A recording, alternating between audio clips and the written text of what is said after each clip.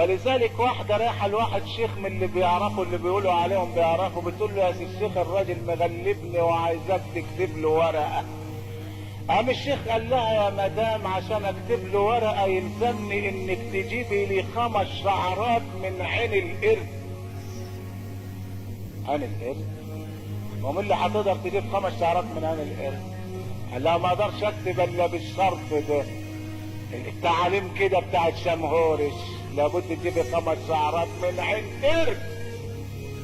خلاص راحت للقرادات قالت له يا معلم صابونه انا عايزه 5 شعرات من عين القرد.